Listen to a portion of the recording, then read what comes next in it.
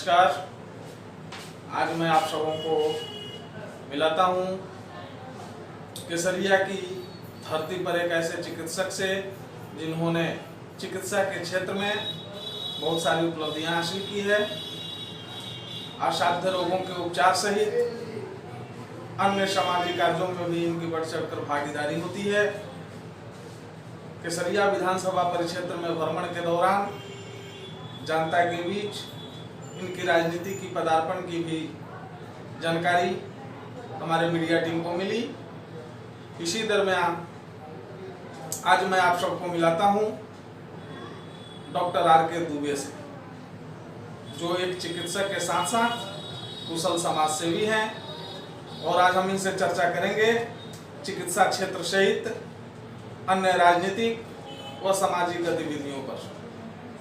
श्रीमान आर.के. दुबे साहब, हमारे बिहार हद तक चैनल में आपका स्वागत है। सबसे पहले आप हमारे दर्शकों को अपने बारे में बताएं। नमस्कार, मैं डॉक्टर आर.के. दुबे केसरिया आप सबों का तहे दिल से अभिनंदन करता हूँ। आपकी प्रारंभिक शिक्षा सर कहाँ से हुई? प्रारंभिक शिक्षा मेरे पिताजी के ही स्कूल से शुरू हुई, क्योंकि मेरे पिताजी शिक्षक हैं और उन्हीं के विद्यालय से मेरी प्रारंभिक शिक्षा शुरू हुई। तत्पश्चात स्कॉलरशिप प्राप्त करके मैंने जिला स्कूल से उच्च शिक्षा ग्रहण किया। उसके बाद मैंने मेडिकल की डिग्री राजकीय आयुर्वेद महाविद्यालय पटना से कंपटीशन कंप्लीट करके लिया। आप चिकित्सा के क्षेत्र में कब आए? सन 1999 में। आप ग्रामीण प्रैक्टिशनर के रूप में या क्लिनिक की स्थापना करके आप चिकित्सा के क्षेत्र में? क्लिनिक की स्थापना करके ही हम चिकित्सा व्यवस्था में शामिल हुए। चिकित्सकों को धरती का भगवान कहा जाता है जी। लोग मानते हैं कि भगवान और चिकित्सक दोनों में कोई अंतर नहीं है, लेकिन वर्तमान परिवेश में चिकित्सकीय पेशा व्यवसायीकरण की तरफ बढ़ रहा है। इस संदर्भ में दो शब्द आप मेरे दर्शकों को बताएं। इस बात को लेकर मैं काफ़ी चिंतित रहता हूँ और मैं देखता हूँ कि अधिकांश चिकित्सक कमीशन वाली दवाओं के चक्कर में पड़े रहते हैं और कभी भी मरीज को वो लोग जायज़ दवा नहीं लिखते। मैं इन सब चीज़ों से अपने आप को आज तक अलग रखा हूँ, अक्षुण्ण रखा हूँ। मैं एक भी प्रोपेगेंडा बेसिस कंपनी का दवा कभी नहीं लिखता, इसलिए कि उससे मरीजों का कल्याण नहीं हो सकता है। आपके क्लिनिक में कौन कौन सी बीमारी की उपचार होती है, इस संदर्भ में जरा आप बताएं। असाध्य रोग की चर्चा आपने की, तो हेपेटाइटिस बी एक असाध्य रोग है जिसका मैं सफल इलाज करता हूँ। और बाकी किसी भी तरह के इमरजेंसी के लिए लोग आते हैं, किसी भी तरह की बात होती है तो लोग हमको खोजते हैं और मैं अपनी पूरी क्षमता लगा के पूरी ईमानदारी से उनका दुख दूर करने का प्रयास करता हूँ। क्या आपकी राजनीति में पदार्पण होगी? क्योंकि क्षेत्र भ्रमण के दौरान जनता के बीच यह मैसेज आया है कि डॉक्टर आर.के. दुबे केसरिया विधानसभा से उच्च स्तरीय दावेदारी कर सकते हैं। इस संदर्भ में आप हमारे दर्शकों को बताएं। देखिए, राजनीतिक संभावनाओं को नकारा नहीं जा सकता है। राजनीति है तो कुछ भी संभव है। मैं अपनी अगर व्यक्तिगत बात करूं तो मैं ये सोच रखता हूं कि राजनीति अगर हो तो ईमानदार राजनीति हो, समाज के लिए राजनीति हो, गरीबों के लिए राजनीति हो। अभी राजनीति लोग स्वयं के लिए कर रहे हैं, जो बहुत दुखद है और वो मुझे तकलीफ देती है। क्या आप सेवा की राजनीति करेंगे? मैं बिल्कुल सेवा की राजनीति का ही तरफदारी करता हूँ। एक शब्द और पूछना चाहूंगा कि हेपेटाइटिस बी जैसी असाध्य रोग का आप इलाज करते हैं, इसमें कितने लोगों को आपने हेपेटाइटिस बी से वंचित करा दिया? अब तक 36 लोगों का इलाज सफलपूर्वक मैं कर चुका हूँ। हम चर्चा कर रहे थे राजनीति पर जी। मैं पुनः आपको चिकित्सा से लेकर के राजनीति की तरफ ले जाना चाहूंगा जी। और दर्शकों के माध्यम से मैं यह जानना चाहूंगा जी। कि आपकी राजनीति की जो मंशा है, जनता की सेवा की जो मंशा है, जनता अगर और पार्टी अगर टिकट देती है तो आप दावेदारी करेंगे। तो फिर केसरिया विधानसभा के लिए आपके क्या मास्टर प्लान है? आप कैसे दावेदारी करेंगे? केसरिया के विकास में आपका क्या योगदान होगा?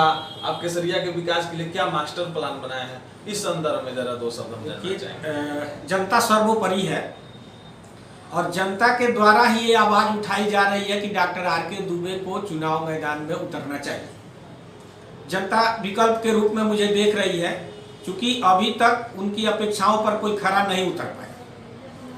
जनता मुझे देखती है कि बहुत ईमानदारी से सेवा करते हैं, बहुत ईमानदारी से चिकित्सा व्यवसाय करते हैं इसलिए कि परिवार है, बाल बच्चे हैं, तो व्यवसाय तो है ही, लेकिन बहुत ईमानदारी से करके हम संतोषप्रद जिंदगी जीते हैं।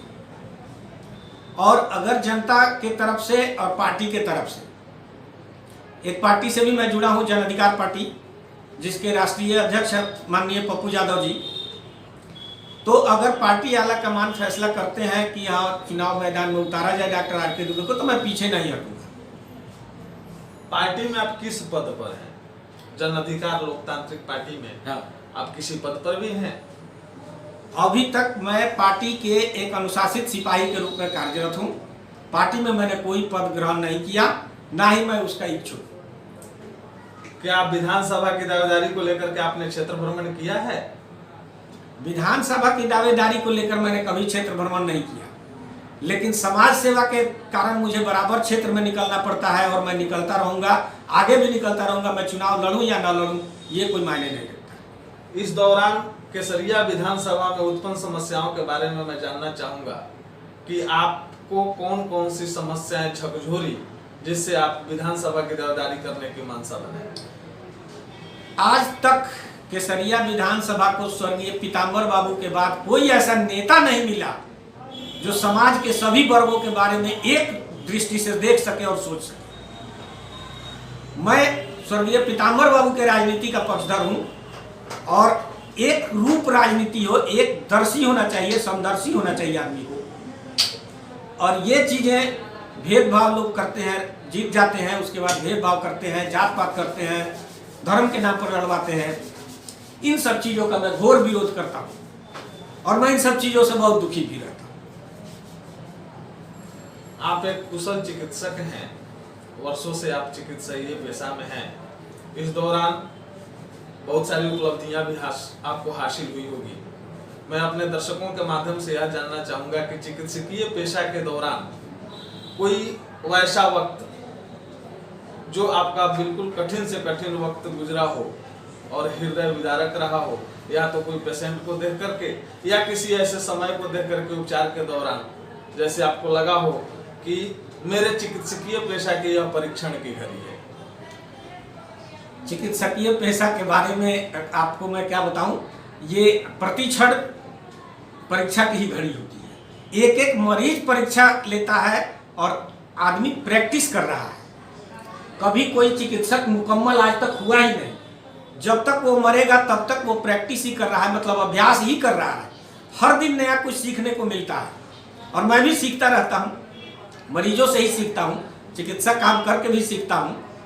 हाँ, एक बार हमारे चिकित्सा पदाधिकारी गंभीर रूप से बीमार पड़े थे और उस समय कोई चिकित्सा व्यवस्था नहीं थी, डॉक्टर परमेश्वर ओझा। उस समय उनका जान बचाना, उनका बीपी गायब था, पल्स गायब था और वो कोमा में जा रहे थे। उस समय उनका जान बचाना हम लोगों के लिए बहुत अहम था और अकेला मैं मात्र चिकित्सक था।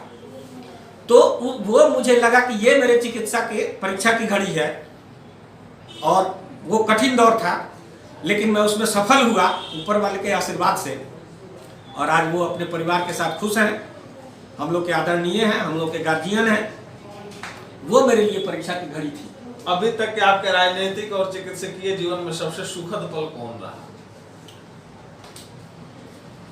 जब भी मैं किसी असहाय की मदद करता हूं, बड़ी सुकून मिलता है, बहुत खुशी मिलती है। बाकी ऐसा कोई साधन नहीं है जो हमको खुश कर दे।